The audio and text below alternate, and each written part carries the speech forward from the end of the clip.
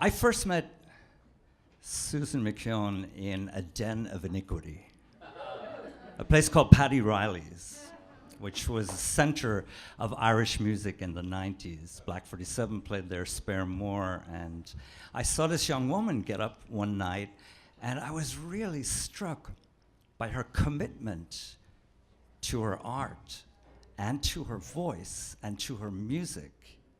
And even more so, I was struck by the belief she had in herself. Because any great artist has to have that belief. Otherwise, it's all over. There's too much against you. Unless you can get up in the morning and go on and must go on and fight every day, you're not going to make it in any sense as an artist. And Susan had that. And she also had the other thing, was that she wanted to do it her way. And you've got to do that. You've got to be able to say, when you're getting criticism or whatever, that I'm right, you are wrong. That's the only way you can last as an artist. And it's a real pleasure and an honor for me to be here to present this award. And Anam, the word Anam really applies to Susan because it's soul, and that's one soulful sister. So on behalf of Irish Central and Irish American writers and artists, this is for you, babe. Where are you, Susan?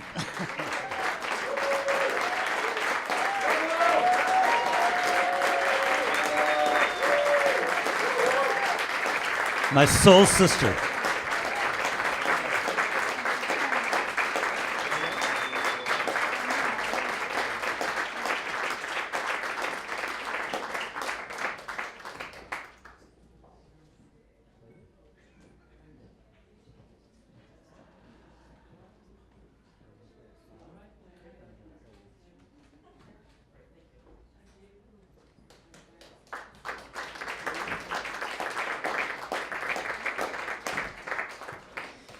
This is such a beautiful night. It's such an honor to be here, but to be here in such great company, such fine company, and such good friends who've been here as part of the diaspora, Irish American.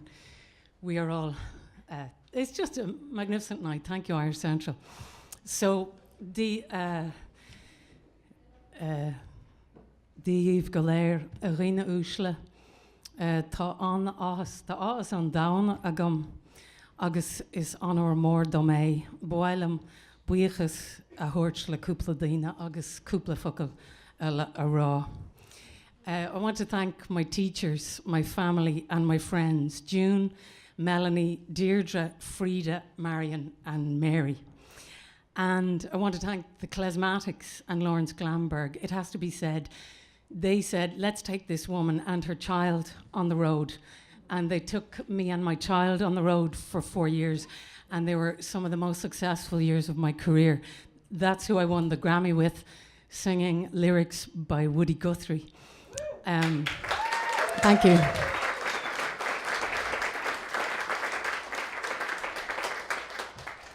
And I have to thank my daughter, Roisin, from whom I have learned so much. And with Cuala Foundation, doing the festival, CualaNYC, I had many collaborative partners to whom I'm very grateful. There are too many to name, many of whom are here tonight. But I must thank Film Foundation and New York Irish Centre and the American Irish Historical Society and Irish Arts Centre, New York City Council, the Irish American Caucus, Council members Drum, Van Bramer, Cowley and Johnson, Martina Willior, Culture Ireland, the Northern Ireland Arts Council's International Fund with the British Council, WHH Foundation, Mr. Maurice Regan, Mr. Faye Devlin, and Ms. Alsun Kyo, and many, many more. I am very grateful. And I'm just going to say a couple of things. When I was a teenager growing up in suburban Dublin, Irish song became my rock music. I didn't grow up in a traditional music family. I knew I was the inheritor of a rich, ancient tradition, and yet it felt distant, and I longed to know it intimately. My formative teenage years were as the youngest of 5 children in a family that was profoundly altered by a traumatic event, the death of our mother, that was not much spoken about for a number of years. But then we were one family in a society that historically sometimes managed its grief, its trauma, with silence. The voices of Irish women and men singing from an older time immersed me in the emotional language I needed to articulate and understand what had happened to me and to navigate my way out of silence. Bessel van der Kolk has written, "We may think that we can control our grief, our terror, or our shame by remaining silent. As long as you keep secrets and suppress information, you're fundamentally at war with yourself, your sense of self, identity, and purpose." New York liberated me. It was here that I began to solder together the words that would help me make sense of what could not be made sense of, and finally begin to heal. I know that culture has the power to heal, to cultivate the conditions for healthy growth. For the past few years, I've been writing a new song for my country in building Cuala Foundation. Ireland is distinguished globally for our culture and identity, and that is linked to our legacy of historical trauma. Quite apart from the high rates of addiction, we have the highest rate of suicide among young women and girls in Europe. We have fluctuating between the 3rd and 4th highest rates of suicide among young men and boys in Europe. It's also linked to socioeconomic status. People who are made to feel deprived see themselves as less competent. And it turns out the emotional response to unfairness emerges very early. It's not greater wealth, but greater fairness that will make us all richer.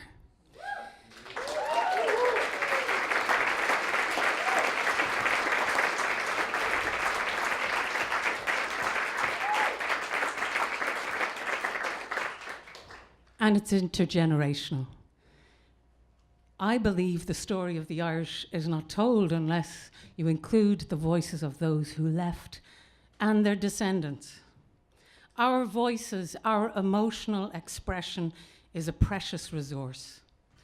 Cuala Foundation, and I have to thank my board, Michael Williams, Marianne Pierce, and Melanie Best.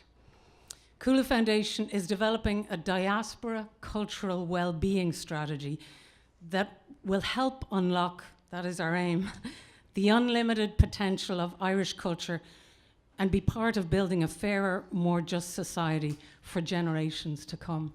Go raibh míle maithe agaibh. Thank you.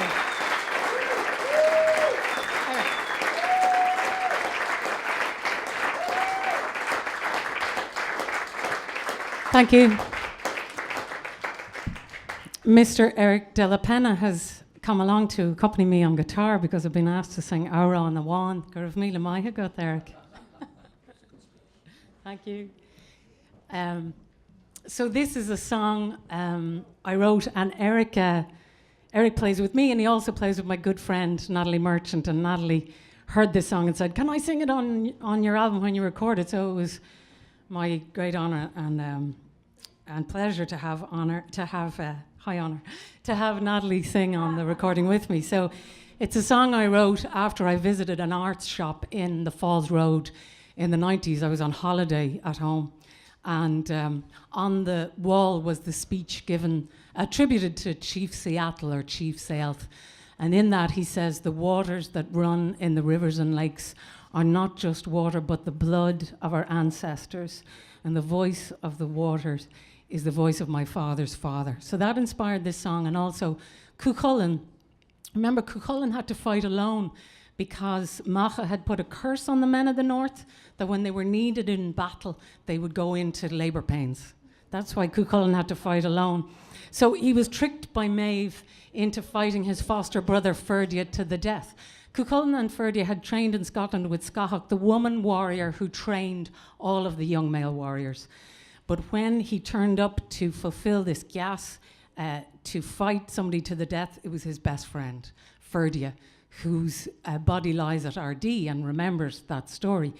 But after he killed Ferdia, his friends knew he was distraught and traumatized, and they carried him to numerous rivers that are all named in the Táin to heal his various wounds, physical and otherwise.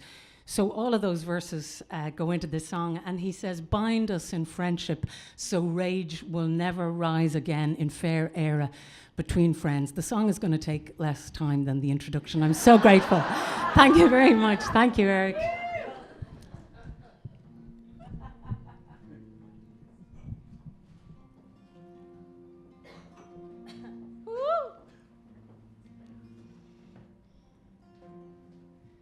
Bathe me in the waters of the Lagan, of the Boyne, of the Liffey, of the Slaney, of the Barrow Nor and Shore, of the Black Water, the Ban, the Lee, the Shannon, Foyle and Erne.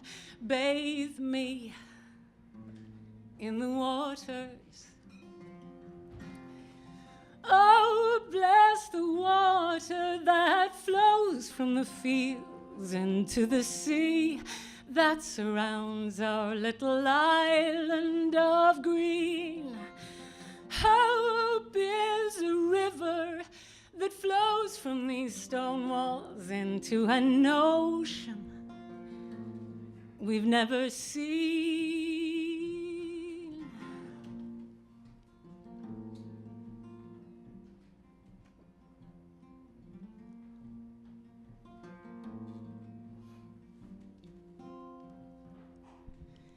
Hope is a dress that my mother once wore, a fiddle tune I heard that has no words.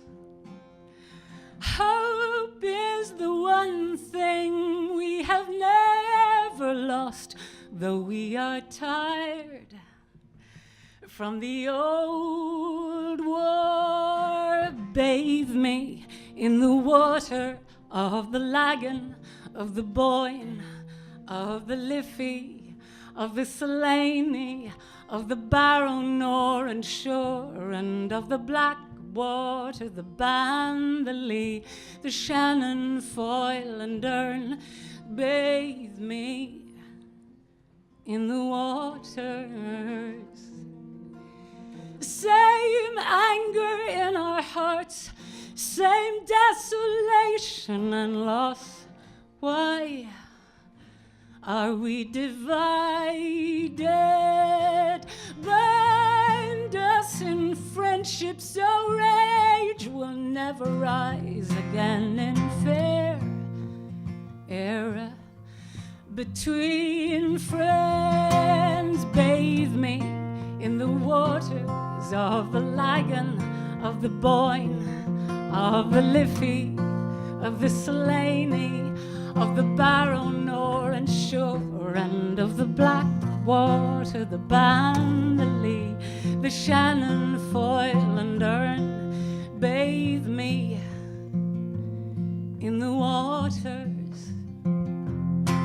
Wash me in the waters of the Lagan, of the Boyne, of the Liffey, of the Slaney, of the Barrow Nor and Shore, and of the Black Water, the Ban, the Lee, the Shannon, Foyle and Erne. Oh, bathe me